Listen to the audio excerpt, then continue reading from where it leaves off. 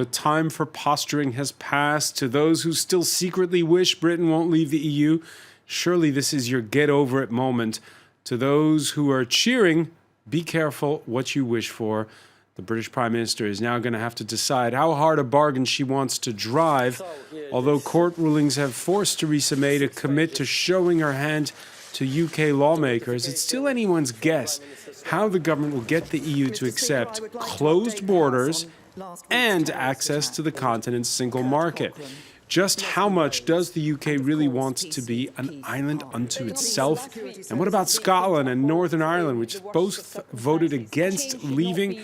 How great will Great Britain be when it's all said and done? Today in the France 24 debate, the clock starts on Brexit. With us from London, former Conservative Member of Parliament Nick Dubois. Thank you for being with us. Thank you. From Brussels, Sinn Féin's Martina Anderson, Member of the European Parliament, representing the UK and Northern Ireland. Thank you for joining us. Thank you. Gaëtan Ricard-Niou, Deputy Head of the European Union Commission's representation here in Paris. Welcome to the show. Hello. And Vivien Pertuseau of the French International Relations Institute, IFRI, who's just unpacked his bags. You spent 5.5 years in Brussels. Yes, indeed. All right, well, welcome back to Paris. The France 24 debate on Facebook and on Twitter, the hashtag F24debate. Lead editorial in the Daily Telegraph. To those who've dreamt of this day, a toast. Columnist Polly Toynbee in The Guardian calls this a suicide letter that was handed to Donald Tusk. Emotions running high, as witnessed earlier in the House of Commons. Now more than ever, the world needs the liberal democratic values of Europe. Values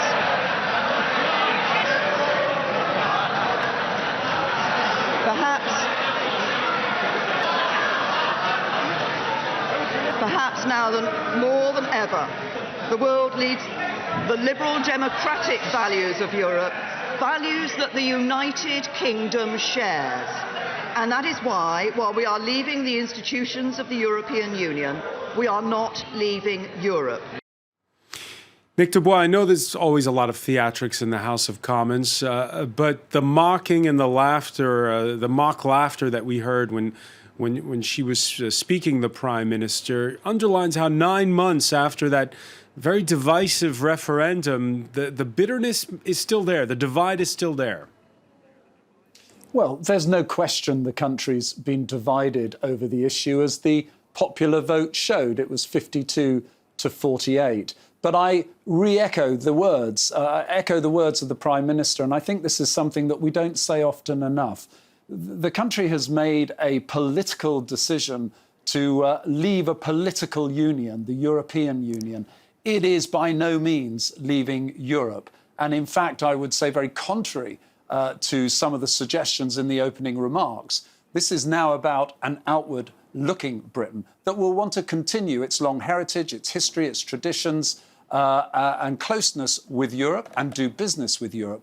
But it's time now also that we can make decisions of our own to go out and be a global force and a global trader and still lead. This is not the UK turning its back on anything. It's opening a door on what we hope will be an even greater global future. Martina Anderson, sitting in Brussels, does it feel like Britain's leaving or, as you just heard Nick Dubois say, opening a new chapter?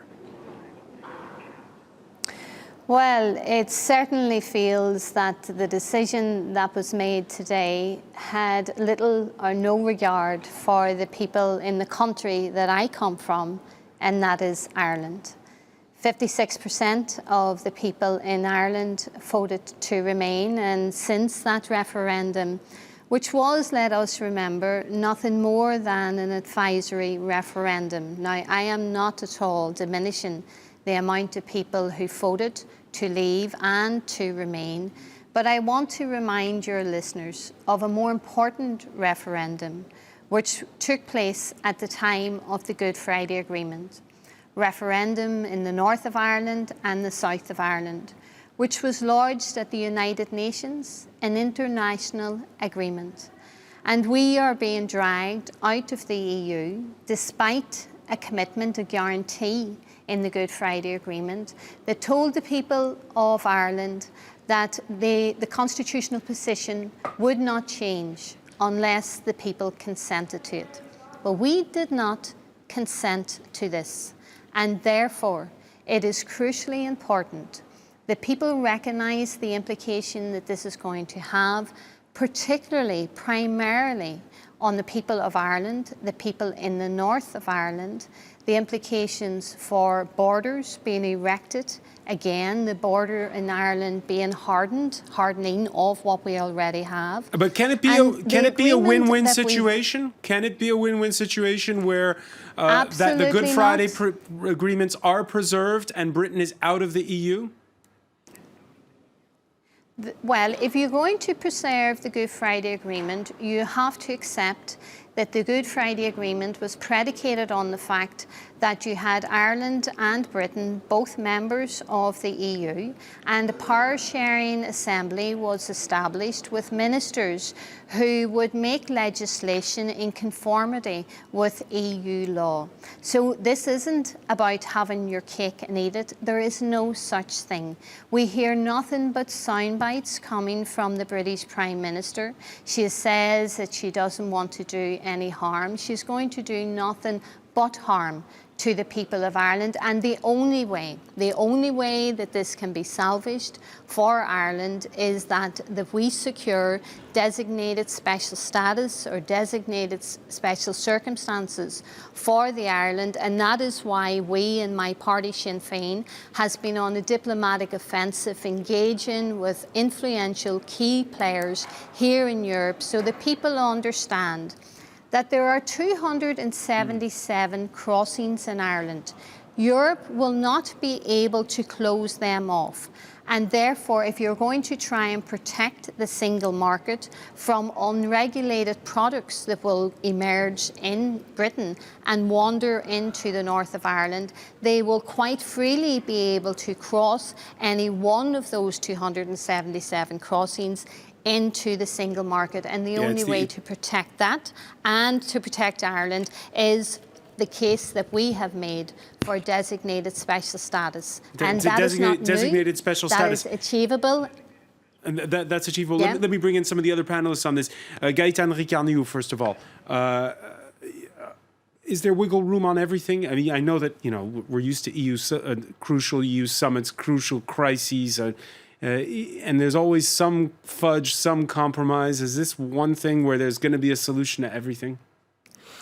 Well, there's going to be negotiation. I mean, the letter that was sent today marks the start of the negotiation, but obviously it's not going to be easy. And on the side of the EU, it's very important that the 27 remain united and that obviously there will be consequences and you cannot leave the EU with no cost. That's for sure. At the same time, obviously, we want to keep a constructive relation with UK, and there will be also constructive negotiation for a future partnership. But first, there are some very important issues that need to be dealt with. So we need an orderly withdrawal before we can start talking about anything about the future relation. And the orderly withdrawal... Hold on, that's an important point. It sounds a little technical for our viewers, but this idea of an orderly withdrawal, that's what we heard the German Chancellor and the French Foreign Minister say today, that first you have to negotiate the divorce, then you can negotiate the future status. Is that it? Yes, exactly, because you have two important issues in this orderly withdrawal, as I was mentioning. First is the rights of the citizens, the EU citizens that are in the UK and the UK citizens that are in the EU, which are very important elements to be dealt with. And the second part is obviously the budgetary commitments that the UK has made as a member of the EU and will still made in as long as it remains a member of the EU, which means for the next 2 years of the negotiation.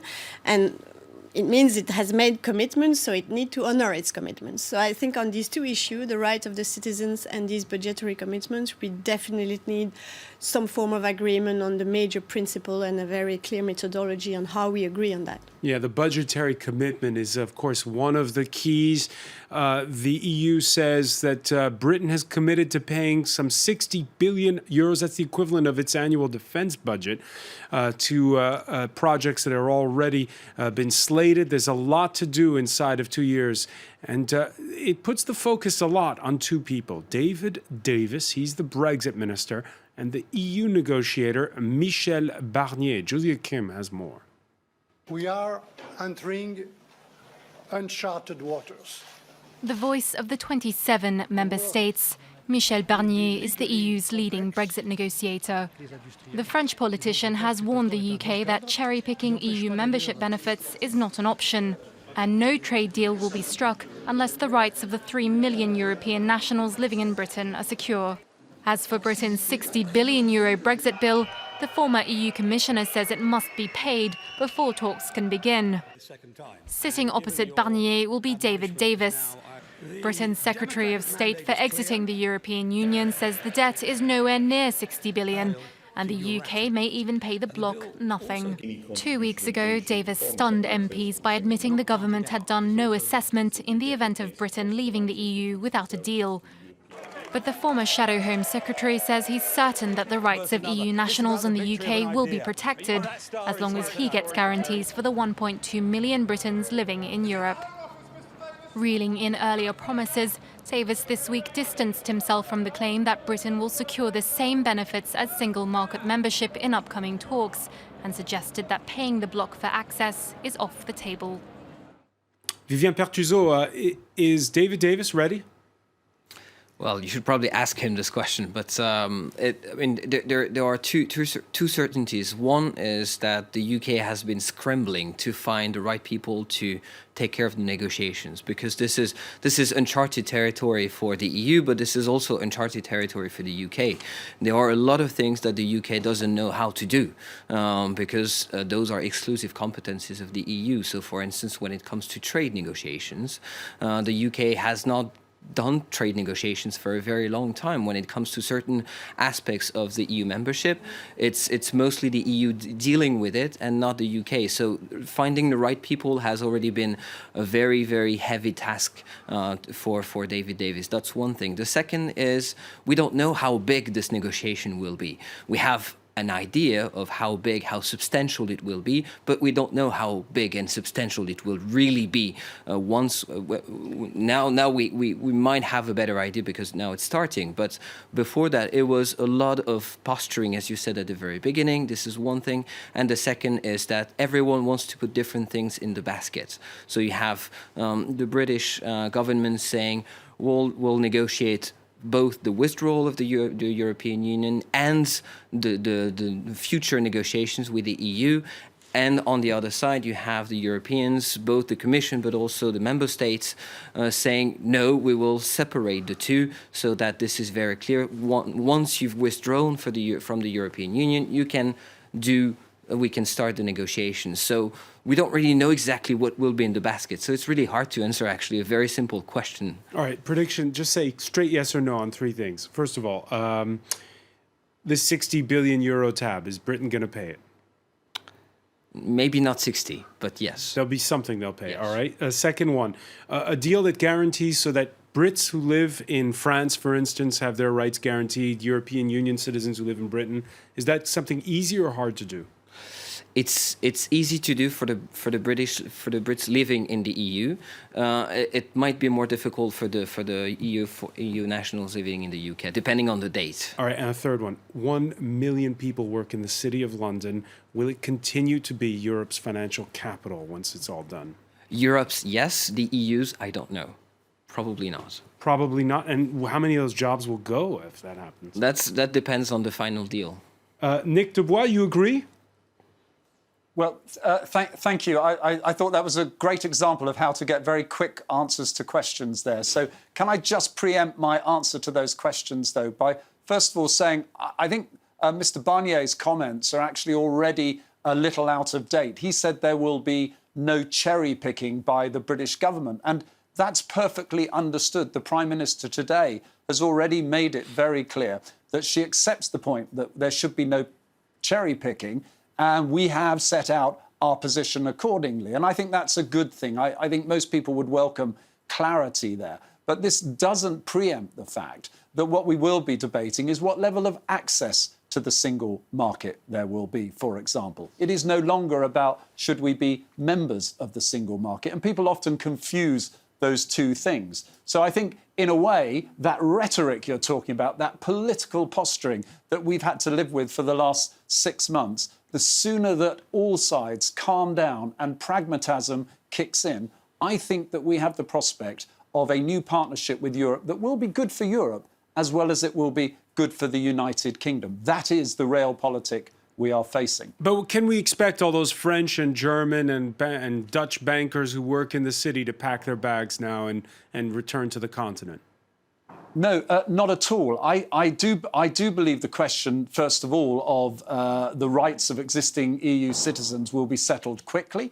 I think it should be settled quickly. But I don't buy the argument that you have to settle that and the sums of money that the EU are asking to be paid for their divorce settlement should not be run in parallel with what type of future we want. I mean, look, if you look at this through the eyes of the citizens, that far too many politicians tend to forget about in these discussions, they're going to be sitting down and looking ahead to the relationship, not where they may just work, but where they visit. Is the French tourist industry really want to hear an argument that stifles the opportunity of 12 million British visitors a year going to France? Of course not. Do the British people, do the EU's nationals in Britain want an early decision about their future? Yes. Do the UK citizens want to know that they can continue to live and import and buy goods from France, should they wish to do that? Yes, of course they do. And sometimes we get so caught up in the political institutions arguing,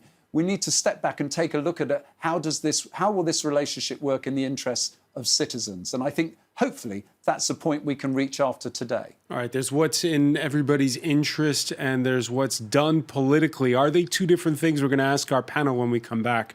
You're watching the France 24 debate.